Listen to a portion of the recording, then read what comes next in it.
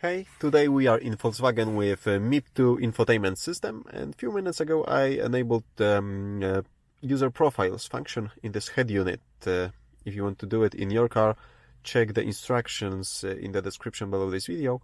And right now I'm going to try to guide you through the settings that are enabled over here. So we are going to car, then setup. There you want to scroll down to new function which is called personalization, and you want to activate it. By default you are in guest mode, and you can see 3 other modes which you can assign to up to 3 users of your car. So when you switch it to the first one, that's selected, and some personal functions, some personal settings are assigned to this profile. So the last station is set to my last station, and functions like lights and assistance. As you can see, for example, I have my footwell lights set to 20% because that's how I prefer it.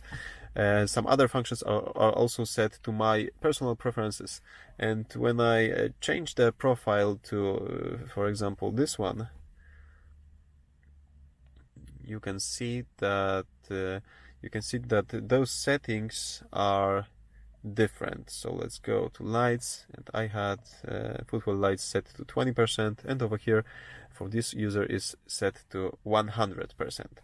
So as can you see, you can have an entirely different configuration of the head unit, and this includes settings like driver assistance and lights and wipers, opening, closing, functions that are available in the instrument cluster, and so on and so on. You can have those separate functions for separate users, and even the selection can be tied to the key. You have 2 or more keys. You can have one key to be set up automatically to one of the profiles, and the second one to second profile, and so on and so on. And if you set it to automatically, it will just by default assume that the last user is the new user each time you start the car.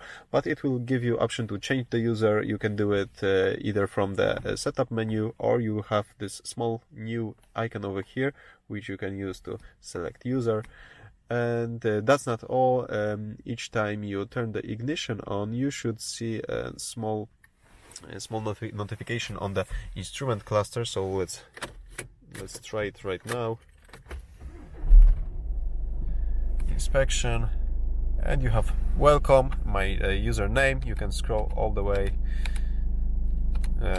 to the guest account and just confirm with OK. If you don't do it and just move your car, I think when the car reaches like 10 kilometers per hour, it will just assume that this is the same user as the last time, and this selection screen will just disappear. Okay, thank you for watching. Give me thumbs up if you like this video. Check the description below this video for the coding instructions if you want to do it in your car. I've used OBD11, but you will have no problem with it if you are using VCDS or any other software that's capable of changing coding and adaptation values in Volkswagen, Audi, Seat and Skoda cars. Check my other videos about Volkswagen and other cars, and subscribe for future ones. See you soon.